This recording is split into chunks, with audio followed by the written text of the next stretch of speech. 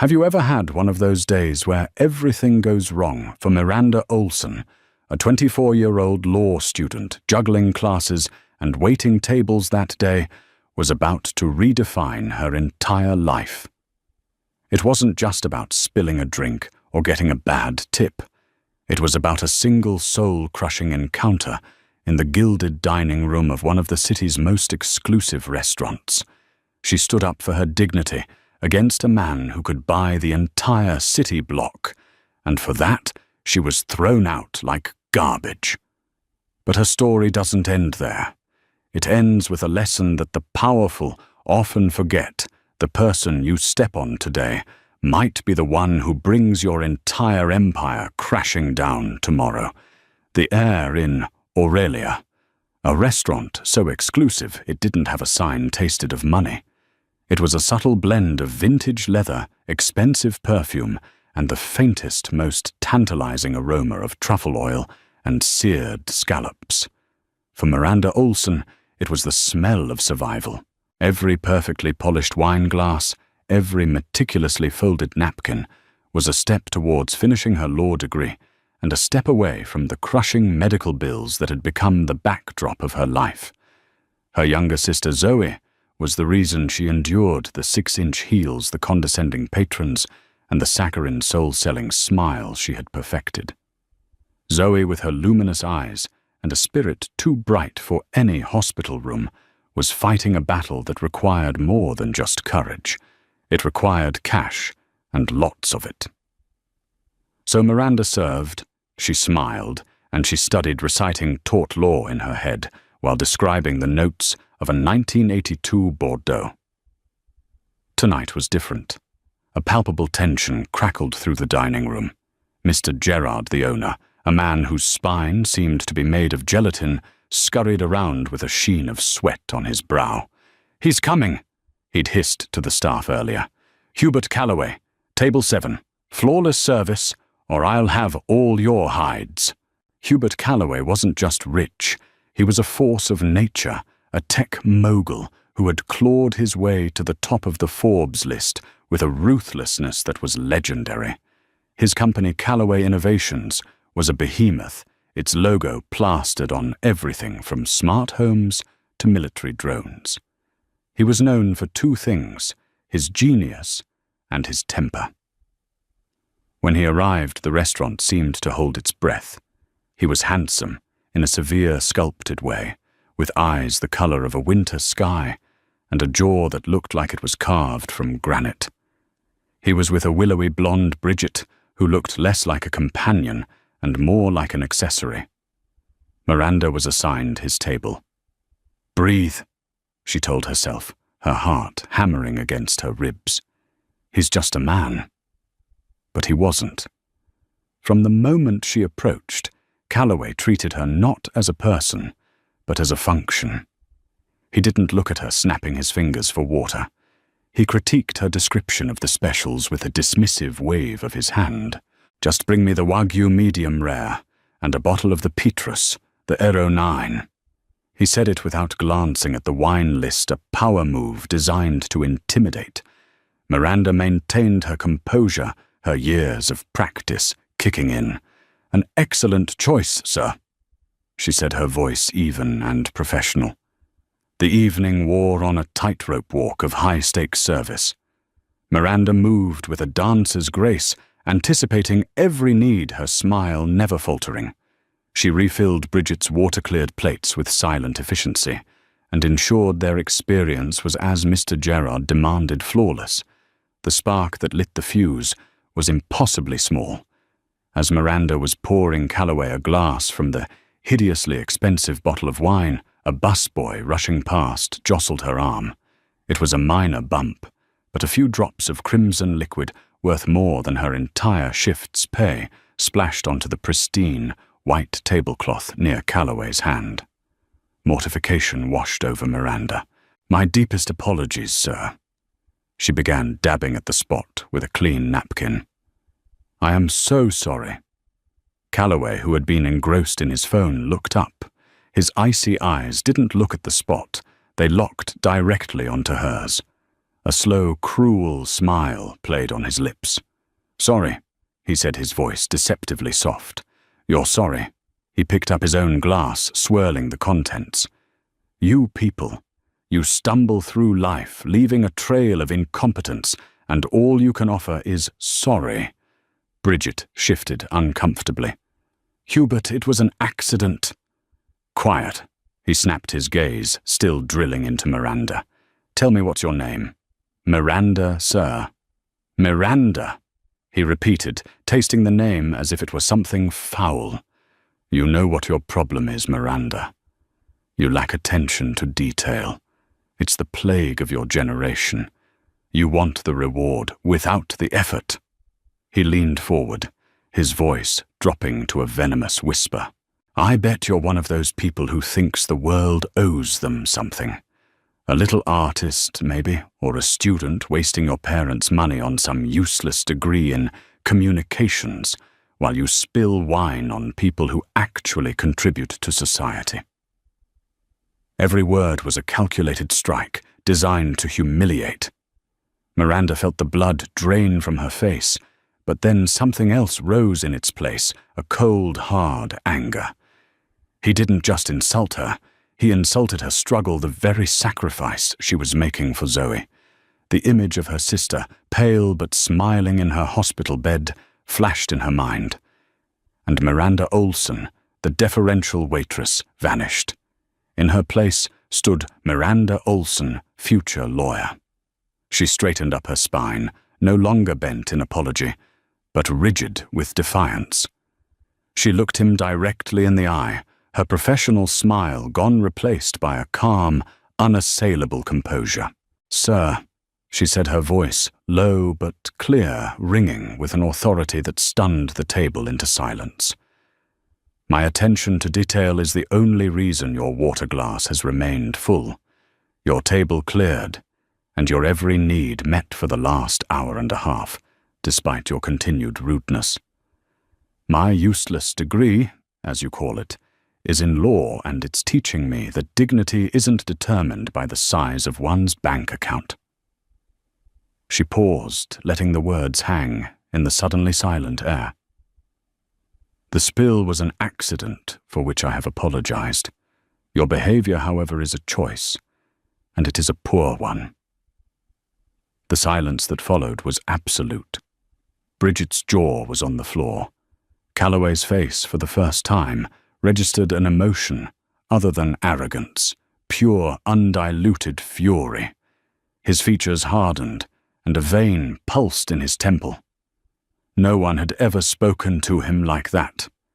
He pushed his chair back, the legs scraping violently against the floor. "Gerard," he roared, his voice echoing through the opulent dining room. Heads turned at every table. Mr. Gerard was there in a flash, his face a mask of terror. "Mr. Calloway, is everything all right?" "No, everything is not all right," Calloway snarled, pointing a trembling finger at Miranda. "This insolent little brat, she just insulted me, to my face." Gerard's eyes, wide with panic, darted to Miranda. "Miranda, apologize to Mr. Calloway this instant." But Miranda stood her ground. "I have nothing to apologize for. I stated facts." That was it. The final nail. For a man like Calloway, the refutation was worse than the initial offense. It was a challenge to his absolute authority. "You hear that?" Calloway said to Gerard, his voice dangerously low. "Fire her. Fire her right now, or I will not only never set foot in this establishment again, I will personally see to it that every single person I know boycotts this place into bankruptcy. I will destroy you." It was not an idle threat, it was a promise. Mr. Gerard looked at Miranda, his eyes pleading. "Miranda, please!" "No," she said softly, her gaze locked on Calloway. Gerard's face crumpled. He turned to her, his voice barely a whisper, thick with a pathetic mix of fear and anger. "You're fired, Miranda. Get your things. Get out. Now." Humiliation, hot and sharp, finally pierced through her anger. She was fired, in front of the entire restaurant, for defending herself. She could feel the stares of the other patrons, a mixture of pity and morbid curiosity. She looked at Calloway one last time. He was smirking, a look of triumphant cruelty on his face. He had won. He had crushed the insect that dared to buzz in his presence. Without another word, Miranda turned and walked away. She didn't run. She walked with her head held high past the whispers and the stares, her footsteps echoing in the cavernous room. She walked out of Aurelia, out of the smell of money and truffles, and into the cool night air, the weight of her sister's medical bills, her lost job, and a burning sense of injustice pressing down on her shoulders. The billionaire had won the battle, but as the city lights blurred through her tears, Miranda Olson made a vow. The war was just beginning. The walk home was a blur of streetlights and shame. Each step on the cracked pavement felt like a blow. The carefully constructed walls of her life, waitress by night, student by day, caregiver, always had been sledgehammered into rubble by one man's ego. When she finally reached her small third-floor walk-up, the apartment felt less like a sanctuary and more like a cell. The stack of law books on her desk seemed to mock her. What good is learning the law if you can't even protect yourself? She sank onto her lumpy sofa, the key to her locker at Aurelia still clutched in her hand. It felt cold and heavy, a relic from a life that had ended 2 hours ago.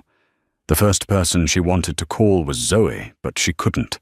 She couldn't let her sister hear the defeat in her voice. Zoe needed her to be strong. So Miranda did the only thing she could. She let herself cry. She cried for the job she needed, for the injustice of it all, for the sheer suffocating powerlessness she felt. She cried until there were no tears left, leaving only a hollow ache in her chest and a cold, simmering rage in her gut. It was in that hollow space that a new thought began to form. It started as a whisper, a line from her labor law textbook. She sat up, wiping her eyes, and walked over to the desk.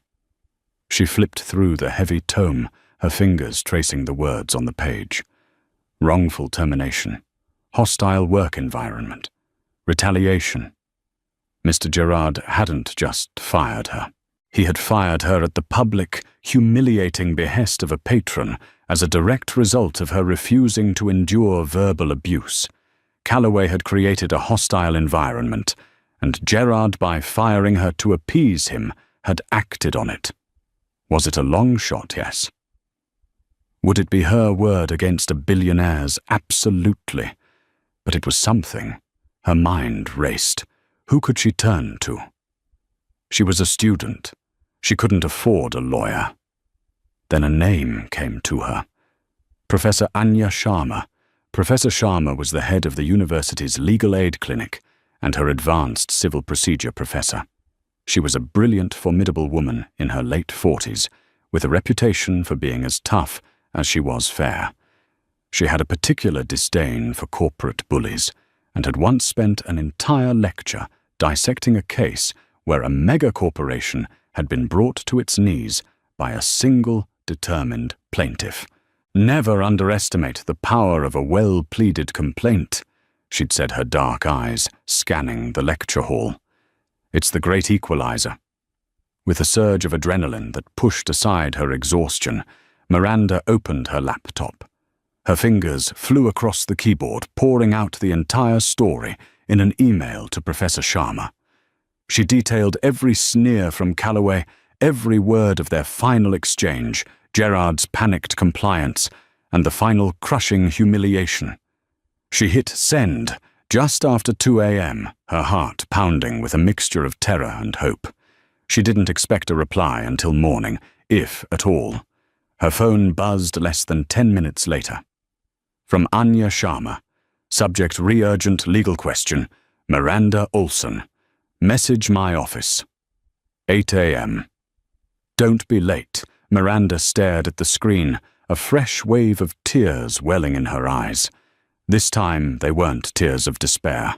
The next morning, Miranda walked into the legal aid clinic looking like she'd been through a war.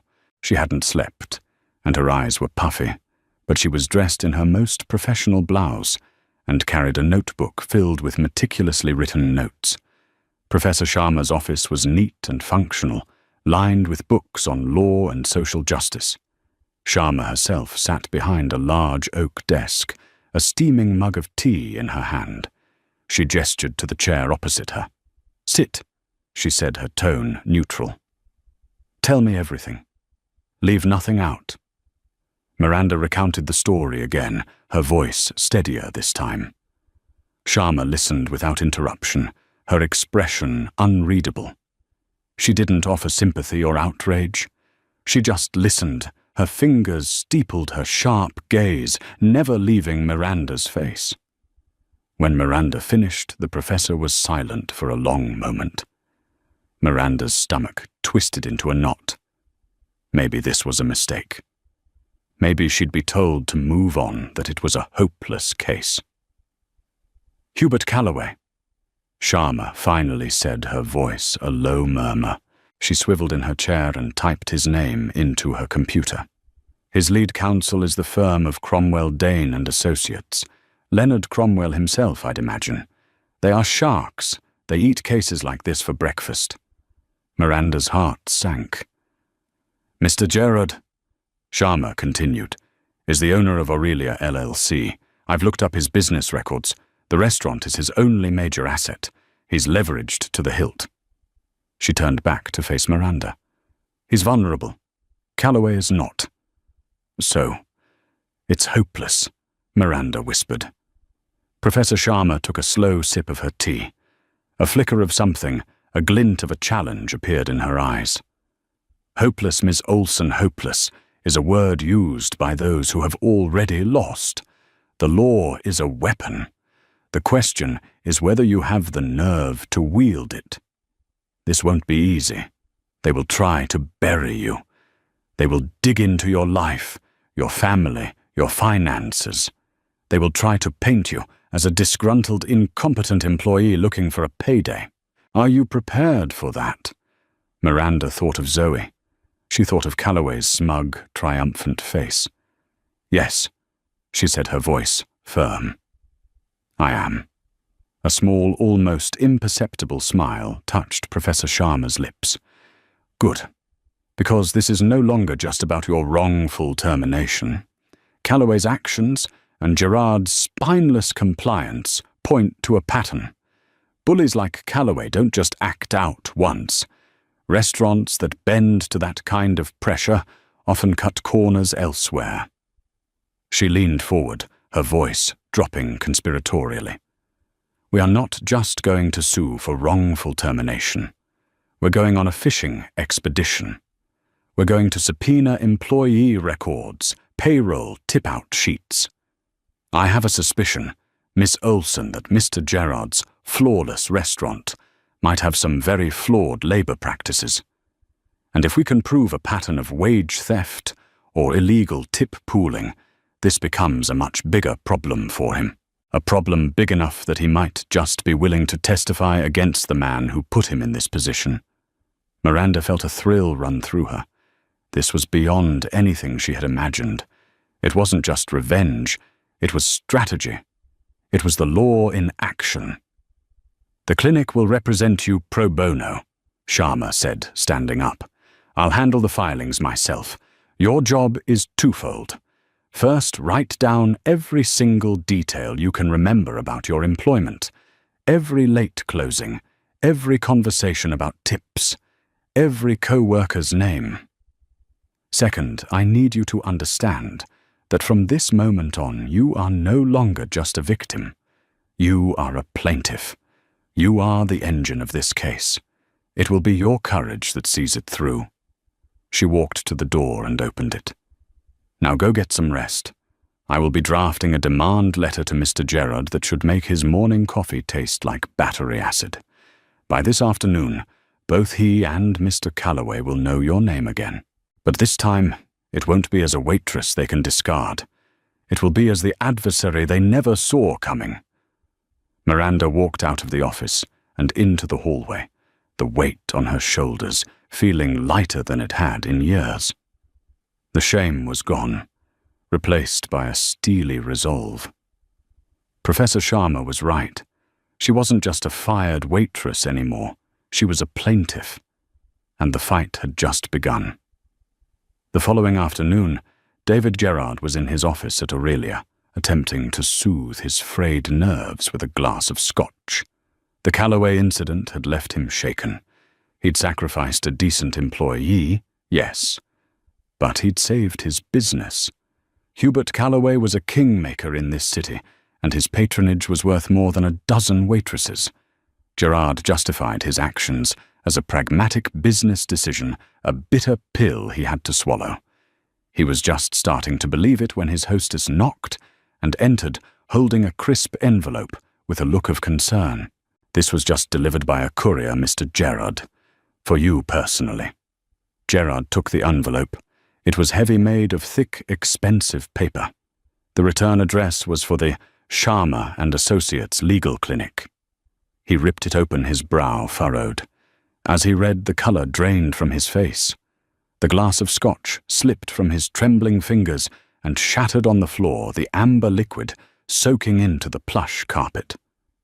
The letter was polite, professional, and absolutely terrifying. It detailed in precise legal language the events of the other night.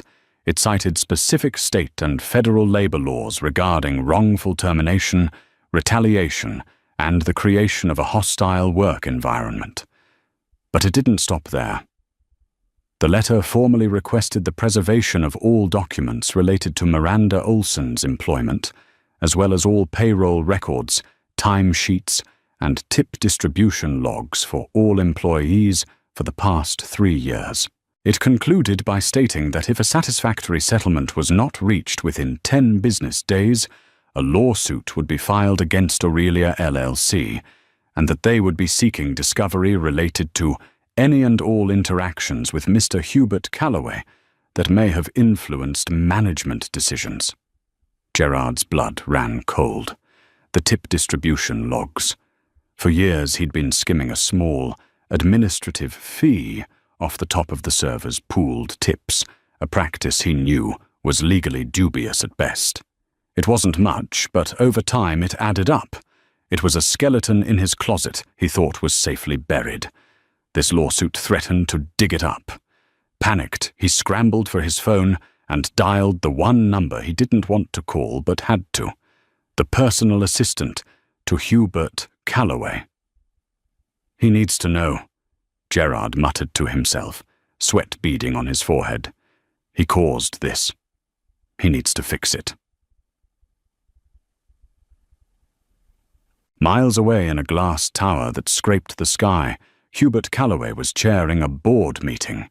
He was in his element, dissecting quarterly reports with surgical precision, his voice cutting through the stale boardroom air. His phone, manned by his assistant in the antechamber, buzzed with the call from Gerard. When the meeting concluded, his assistant, a nervous young man named Paul, approached him cautiously. "Sir, a Mr. Gerard from Aurelia Restaurant called. He said it was an emergency." Calloway sighed, annoyed. "What now, did the dishwasher break?" "He was served with a legal notice, sir. It concerns the waitress from the other night, a Ms. Miranda Olson. Mr. Gerard forwarded a copy." Paul held out a tablet displaying the letter from Professor Sharma. Calloway snatched the tablet. He read the letter, his expression shifting from irritation to disbelief, and then to a dark, simmering amusement. A law student, a legal aid clinic. They were threatening him. The sheer audacity was almost comical. "Get Leonard Cromwell on the line," Calloway said, a dangerous smile playing on his lips. "Tell him I have a pest problem that needs to be fumigated." Within the hour, Calloway was on a conference call with Leonard Cromwell, a 60-something legal titan whose tailored suits cost more than Miranda's tuition. And she's claiming hostile work environment. Cromwell chuckled, his voice a gravelly rumble. It's a nuisance suit, Hubert. A shakedown.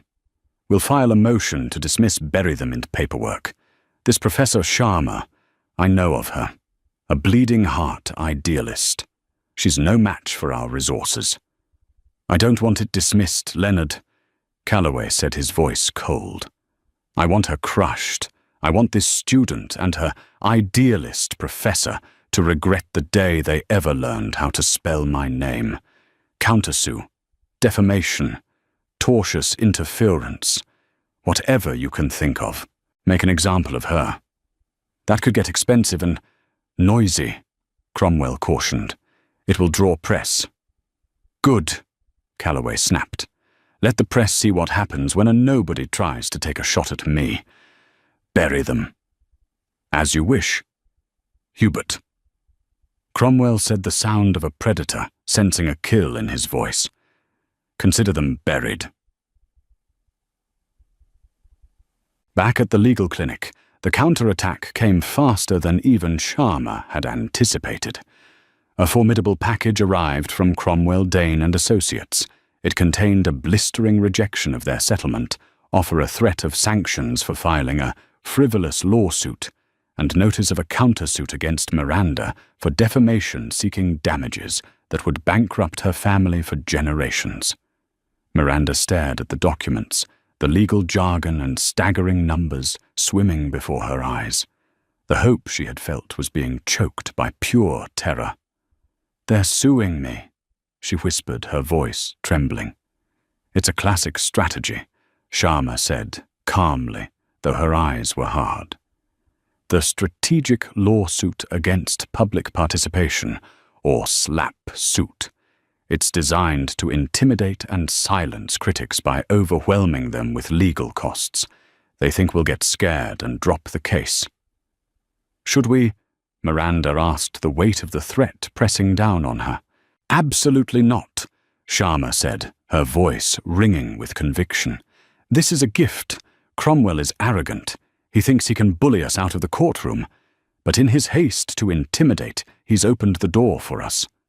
She tapped the countersuit papers. To defend you against a defamation claim, we are now entitled to discovery to prove that your statements were in fact true. We can depose anyone who was there. We can subpoena records. He's just handed us the justification to dig even deeper into Calloway's world. Sharma's gaze turned to the list of co-workers Miranda had compiled. It's time to find a friendly witness. Someone who saw what happened. Someone who knows about Gerard's creative accounting. Her finger landed on a name. Leo Kendrick. You said he was a friend. Yes, Miranda said, but he's timid. He has a family. He was terrified that night. Fear is a powerful motivator, Sharma said. But so is doing the right thing, and so is the prospect of getting years of stolen wages back. Let's arrange a meeting with Mr. Kendrick. Off the record, of course. The meeting took place in a quiet coffee shop far from Aurelia. Leo Kendrick was a bundle of nerves, constantly looking over his shoulder. He listened as Sharma explained the situation, his hand shaking as he stirred his coffee. I can't, he said, finally, his voice low. Gerard would fire me. Calloway. Man, you don't know what guys like that can do. We do, Sharma said gently. That's why we're fighting back. Miranda was fired for standing up for herself. You and the other staff are having your wages garnished illegally. Gerard only has power over you because you're divided. If you stand together, you have the power. It's my word against theirs, Leo mumbled. Not just yours, Sharma countered. Your testimony combined with the payroll records we're going to get will be damning for Gerard. He'll be facing his own legal battle. You'd be a witness in a lawsuit protected by law against retaliation. She slid a piece of paper across the table. It was a preliminary calculation of the amount Gerard likely skimmed from his tips over the past 3 years. That's what he's stolen from you. We can get it back. For you and for everyone else." Leo stared at the number. It was enough for a down payment on a house, enough to give his kids the things he couldn't afford. He looked at Miranda, at her tired but determined face. He remembered the sickening feeling in his stomach as he watched her get fired, how he had stood by and done nothing. He took a deep breath, his decision made. "Okay," he said, his voice shaking but firm. "What do you need me to do?" Anya Sharma smiled. The first crack in the fortress had appeared. They now had an inside man. The fishing expedition was about to begin in earnest, and they had no idea just how big the monster lurking in the depths truly was. The discovery process was a war of attrition. Cromwell's firm dumped thousands of pages of documents on Sharma's small clinic, most of them irrelevant, a tactic designed to exhaust their limited resources.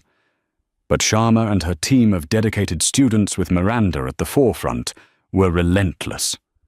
They worked late into the night, fueled by coffee and a shared sense of purpose sifting through every piece of paper.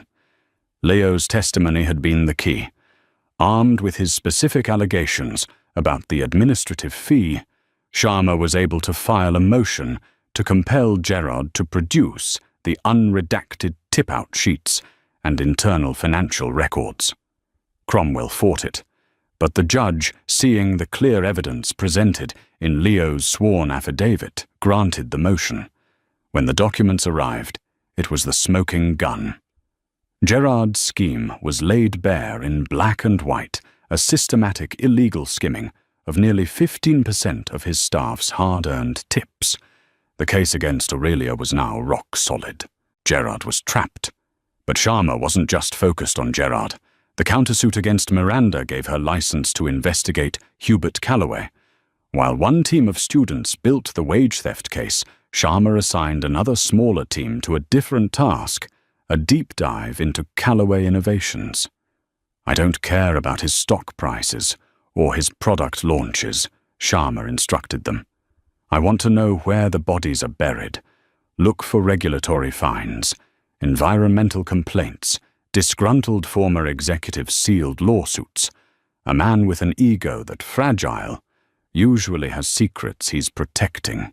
Miranda threw herself into the research. It was a welcome distraction from the stress of the lawsuit and her precarious financial situation. She spent hours in the law library's database, cross-referencing news articles, court filings, and EPA reports. For weeks, she found nothing but the usual corporate maneuverings, minor workplace lawsuits, settled out of court, predictable lobbying efforts. Calloway's corporate armor was polished and thick. Then she found a footnote in an obscure environmental law journal. It mentioned a series of small but persistent protests a few years back near a Calloway Innovations microchip manufacturing plant. The article was brief, dismissing the protests as unsubstantiated local activism, but it listed the location of the plant: Oak Creek. Miranda froze, her blood turning to ice. Her breath caught in her throat. Oak Creek was her hometown. It was a small, forgotten town in the Rust Belt, the kind of place people leave but never quite escape. It was where she had grown up, where her parents still lived. It was where Zoe had gotten sick. Zoe's illness, a rare and aggressive form of leukemia, wasn't an isolated case. Over the past decade, Oak Creek had become a cancer cluster. Dozens of people, many of them children who had played in the same creeks and parks as Miranda, and Zoe had been diagnosed with similar rare cancers. The community was devastated, but they had no answers. Doctors called it a statistical anomaly, a tragic coincidence. The residents suspected something else. They suspected the water, the air, the soil, but they could never prove it. They were a poor town with no resources to fight a faceless, invisible enemy. Now that enemy had a face and a name: Hubert Calloway. Her hands shaking, Miranda started digging with a new, terrifying urgency. This was no longer academic. It was personal. She searched for Callaway Innovations and Oak Creek. She found local news archives, forum posts from concerned citizens, and minutes from town hall meetings. A pattern emerged. The Callaway plant had opened 15 years ago, hailed as an economic savior for the struggling town. About 5 years after it opened, the first strange illnesses began to appear. The company used a variety of powerful industrial solvents and chemical agents in its manufacturing process. They had always claimed to adhere to and even exceed EPA standards. But Miranda found a mention of a sealed lawsuit filed by a former plant safety manager 8 years ago. The case was dropped abruptly, and the manager had signed a strict non-disclosure agreement. Then she found a geological survey map. The Callaway plant was located directly upstream from the town's primary aquifer. Any chemical runoff or leakage would go directly into the water supply. She pulled up the timeline of Zoe's illness. Her symptoms had started 7 years ago. It all fit. The timing, the location, the secrecy. It was a horrifying, gut-wrenching puzzle, and the final piece had just clicked into place. The man who had humiliated her, who had gotten her fired over a few drops of wine, was very likely the same man whose company had poisoned her sister. The realization hit her with the force of a physical blow. She stumbled back from the computer, gasping for air, a wave of nausea and white-hot rage washing over her. The lawsuit, her job, her pride, it all seemed so insignificant now. This was so much bigger. This was about justice for Zoe, for the children of Oak Creek, for an entire community that had been treated as collateral damage in Callaway's relentless pursuit of profit. She ran to Professor Sharma's office, clutching a handful of printed documents, her face pale and streaked with tears. She burst through the door without knocking. "Professor," she gasped, her voice choked with emotion. "I found it. I know what he's hiding." Sharma looked up, startled by Miranda's state. Miranda slammed the papers down on the desk. "The Callaway plant, in my hometown. It's my sister Zoe. It's all of them. He did this." Sharma's eyes scanned the documents, her expression shifting from confusion to shock, and then to a cold, focused intensity.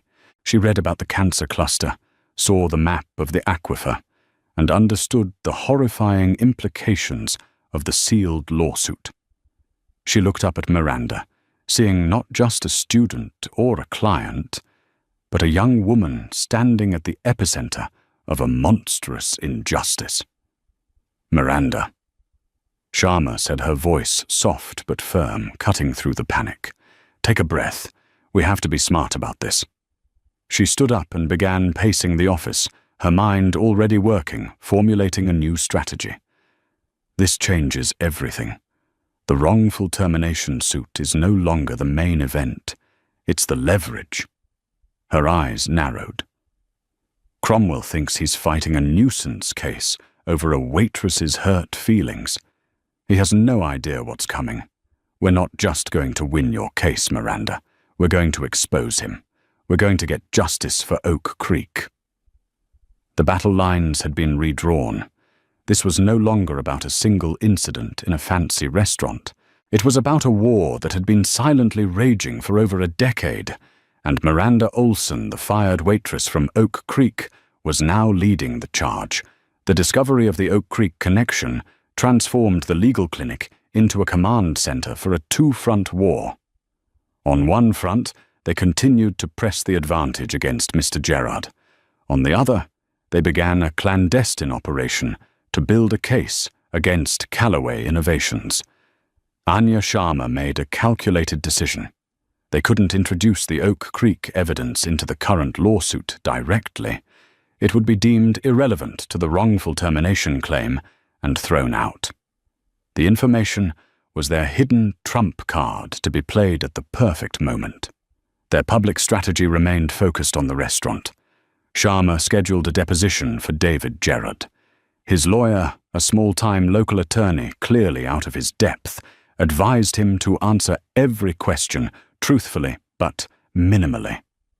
It was a disaster for them. In a sterile conference room, under the harsh fluorescent lights, Sharma dismantled him. She was surgical.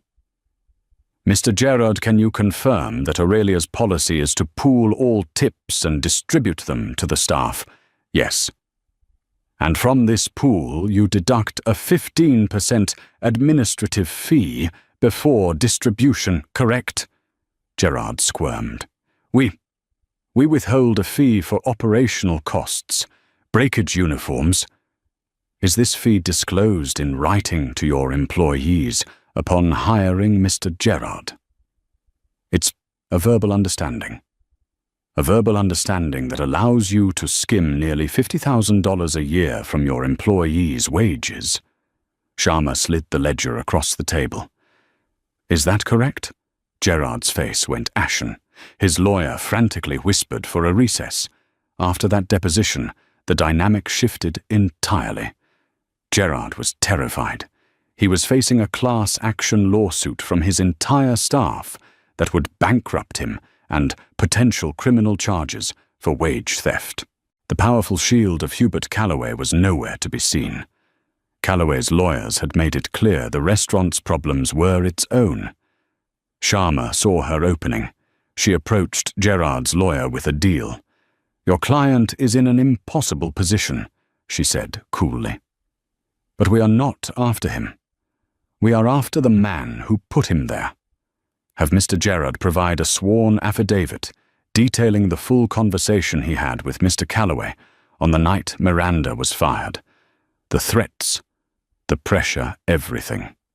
In return, we will negotiate a more manageable settlement for the wage theft claim on behalf of the employees." It was a lifeline, and Gerard snatched it. His affidavit was damning. It painted a vivid picture of Calloway's tirade, his explicit threat to destroy Gerard's business, and his direct order to fire Miranda for her insolence. It was a clear-cut case of tortious interference. Calloway hadn't just influenced the decision, he had dictated it under duress. Simultaneously, Sharma's team was making headway on other fronts. They managed to track down Bridget Calloway's date from that night. After Calloway's public humiliation of Miranda, Bridget had ended things with him disgusted by his cruelty. Reluctantly at first, then, with growing conviction, she agreed to provide a statement, corroborating Miranda's version of events, detailing Calloway's vindictive and abusive language. The walls were closing in around the wrongful termination suit. Cromwell's strategy of aggressive denial was crumbling under the weight of the evidence. Meanwhile, the secret war, the Oak Creek investigation, was yielding its own dark fruit. Sharma, using clinic funds and a grant for environmental justice cases, hired a private investigator, a grizzled retired detective named Frank. His job was to find the safety manager who had filed the sealed lawsuit against Calloway Innovations 8 years ago. Frank found him living in a different state, under a slightly different name. The man named Robert Fletcher was haunted and fearful. The NDA he had signed was ironclad, and he was terrified of Calloway's retribution. Sharma and Miranda flew out to meet him. In a quiet motel room, Sharma laid out the situation. "We're not asking you to break your NDA, Mr. Fletcher," she explained. "Not yet. But we know the company was improperly disposing of chemical solvents. We have water sample analysis from independent labs showing traces of those same chemicals in the Oak Creek aquifer. What we need is someone to point us to the specific evidence." Fletcher was torn. He looked at Miranda, his eyes filled with a weary sadness. "I have a daughter her age," he said quietly. He told them how he had repeatedly warned Calloway's plant manager about faulty lining in the chemical waste ponds. His warnings were ignored. He was told to falsify the records. When he refused, he was fired and threatened until he signed the NDA in exchange for a meager settlement. "I can't testify," he said, his voice shaking. "They'll ruin me. But if I were a lawyer looking for proof, I'd subpoena the maintenance and waste disposal logs from 2010 to 2015, specifically from a third-party contractor they used called Tri-State Environmental. Callaway's internal logs were faked. The contractor's logs won't be. It was the final piece of the puzzle. They now had a direct path to the evidence. Back at the clinic, Sharma made her boldest move yet. She contacted a well-known investigative journalist, Ronan Hale of the New York Journal, famous for his exposés on corporate crime. She fed him the story off the record, providing him with the wage theft evidence, Gerard's affidavit, and Bridget's statement. "This is the story I'm giving you now," Sharma told him. "A billionaire's ego gets a waitress fired, exposing a pattern of abuse and wage theft at a high-end restaurant. It's a great human interest piece." Then she leaned in. "But the real story," she said, her voice low, "is what we're going to find next. Keep an eye on Callaway Innovations and a little town called Oak Creek. When the dam breaks, you'll get the first call." The pressure was now mounting on multiple fronts. Cromwell Dane and Associates, once so confident, found themselves on the defensive. Their countersuit for defamation was dead in the water, thanks to the corroborating testimony. The case against Gerard was solid. An embarrassing news story was imminent. They approached Sharma with a settlement offer for Miranda, $50,000, and a non-disclosure agreement. Miranda and Sharma looked at the offer in Sharma's office. A year ago, that amount of money would have changed Miranda's life. It would have paid for a full year of Zoe's treatment. "They're scared," Sharma said. "They want to make this go away before Hale's article comes out and before we dig any deeper." Miranda looked at the check, then thought of Robert Fletcher's fearful face and Zoe's tired smile. She thought of the families in Oak Creek who still had no answers. She pushed the offer back across the desk. "Tell them it's not enough," she said, her voice steady and clear. "Tell them this was never about the money. Tell them I want a face-to-face meeting." With Hubert Callaway. Sharma raised an eyebrow, a slow smile spreading across her face. "An interesting move. You want to face the lion in his den. He started this by refusing to look at me, by treating me like I was nothing," Miranda said. "This will end with him looking me in the eye as his world comes down around him. I want to be in the room when it happens." Sharma nodded, her eyes gleaming with pride. "Then that's what we'll demand. A final settlement conference, all parties present." The trap was set. All they needed now was for the lion to walk into it. The law offices of Cromwell Dane and Associates were designed to convey power. Situated on the top 2 floors of a skyscraper, they offered panoramic views of the city, a landscape Callaway considered his kingdom. The conference room was vast, dominated by a polished mahogany table that felt a mile long. Hubert Callaway sat at the head of the table, flanked by Leonard Cromwell and a team of 3 other lawyers. He was the picture of arrogant nonchalance, scrolling through his phone as if the meeting were a minor inconvenience. He had been assured by Cromwell that this was a final formality, a chance to stare down the little waitress and her pro bono professor before signing a check and burying the whole affair. On the other side of the table sat Miranda Professor Anya Sharma and a junior associate from the clinic. To Callaway they looked small and insignificant against the backdrop of his corporate might. He didn't even bother to look up when they entered. Mr. Gerard was also present, seated at the far end of the table, with his own lawyer looking pale and diminished. Cromwell cleared his throat, initiating the proceedings. "We are here," he began in his booming voice, "to finalize the terms of a separation agreement regarding Ms. Olson's employment with Aurelia. My client, Mr. Callaway, who is here only as an accommodation, has graciously contributed to a settlement offer of $100,000 in exchange for a full release of all claims and a permanent binding non-disclosure agreement. He had doubled the previous offer, a number he was certain would end things. Professor Sharma smiled faintly. "Thank you, Mr. Cromwell. However, we are not here to discuss that offer. We are here to present the full scope of our complaint before we proceed to trial." Cromwell scoffed. "A trial? On what grounds? You have a witness who was fired for insubordination and a restaurateur with sloppy bookkeeping. It's a nuisance." "Let's list the nuisances, shall we?" Sharma said, her voice calm and sharp. She laid out a folder on the table.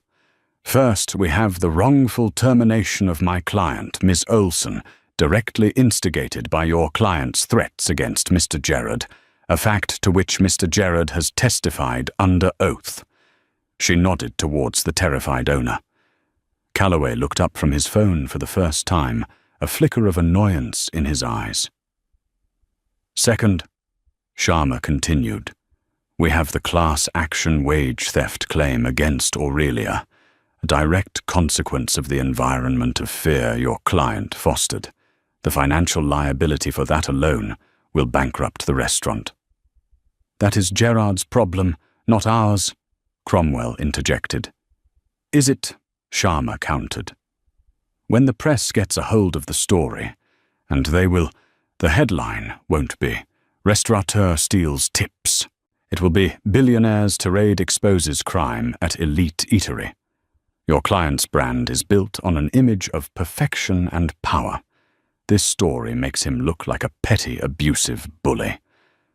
Calloway's jaw tightened. He put his phone down. "And finally," Sharma said, "there is the matter of the countersuit for defamation you so foolishly filed against my client." She opened another folder. "We have a sworn statement from Ms. Bridget Parker, who confirms every detail of your client's verbal abuse. We were prepared to depose every patron sitting near table 7 that night. Your suit is not only baseless, it's malicious prosecution. The damages for that alone will far exceed your settlement offer." Cromwell's confident facade began to crack. He had underestimated Sharma. He had thought her a mere idealist, not a grandmaster playing chess 3 moves ahead. "This is all circumstantial," he stammered. Calloway finally spoke, his voice dripping with contempt. "Enough of this. What do you want? 200,000? 500? Name a price. Everyone has one." He directed this at Miranda, his eyes boring into her, expecting her to crumble. Miranda met his gaze without flinching. Her heart was hammering, but her voice was steady. "You're right," she said. "I do have a price. It's not something you can buy." She looked at Professor Sharma, who gave a subtle nod. The time had come. "Mr. Calloway," Sharma said, her tone shifting, becoming grave, "we need to discuss another matter. A manufacturing plant owned by Calloway Innovations in a small town called Oak Creek." The name hung in the air. For the first time, a genuine emotion crossed Hubert Calloway's face. Not anger, not arrogance, but a flash of pure, cold shock. Cromwell looked at his client, then back at Sharma, completely bewildered. What does that have to do with anything? In the course of our discovery for the defamation suit, Sharma lied smoothly. We began looking into Mr. Calloway's broader business practices to establish a pattern of behavior, and we found some disturbing connections. She slid a thick new binder to the center of the table. We found a town suffering from a statistically impossible cancer cluster that began shortly after your plant opened. A plant located directly upstream from the town's aquifer. She continued, her voice like ice. We found a sealed lawsuit from a former safety manager, Robert Fletcher, who we have located and spoken with. We know he was fired for refusing to falsify waste disposal records, and based on his information, We have subpoenaed the records from your third-party disposal contractor, Tri-State Environmental. Those records, Mr. Calloway, show illegal dumping of carcinogenic solvents over a period of 5 years. The room was utterly silent. Calloway's face was a deathly pale mask. Cromwell stared at the binder as if it were a venomous snake. "We have water sample analysis," Sharma pressed on. "We have medical records. We have a direct causal link. We have a story that will not just tarnish your brand, but will lead to congressional hearings, EPA investigations, and shareholder lawsuits that will cripple Calloway Innovations. It will lead to criminal charges. Manslaughter, perhaps." She paused, letting the weight of the words settle in the opulent room. And at the center of it all, she said, her gaze shifting to Miranda, "is the young woman you had fired. A woman who grew up in Oak Creek." Calloway finally turned his head and truly looked at Miranda. He saw not a waitress, not a function, but the architect of his ruin. He saw the face of a ghost from a town he had written off as a cost of doing business. "My sister Zoe has leukemia," Miranda said, her voice thick with emotion but unwavering. "She used to play in Miller's Creek, the water that runs right past your factory. You didn't just spill wine on a tablecloth, Mr. Calloway. You spilled poison into the lives of my entire town. You did this to my sister." The dam broke. The arrogance, the power, the billions, it all evaporated, leaving only a trapped, defeated man. Hubert Calloway, the titan of industry, slumped in his chair. "What do you want?" he whispered, his voice hoarse. "Here is our price," Sharma said, sliding a single sheet of paper across the table. It wasn't a settlement. It was a list of terms. 1. A public apology to Miranda Olson. 2. Full payment of the class action settlement for the employees of Aurelia. 3. Establishment of a $500 million compensation fund for the victims of the Oak Creek cancer cluster. 4. The funding of an independent environmental cleanup of the town's water supply. 5. A personal, untraceable settlement for Miranda Olson and her family to ensure the best medical care for Zoe for the rest of her life.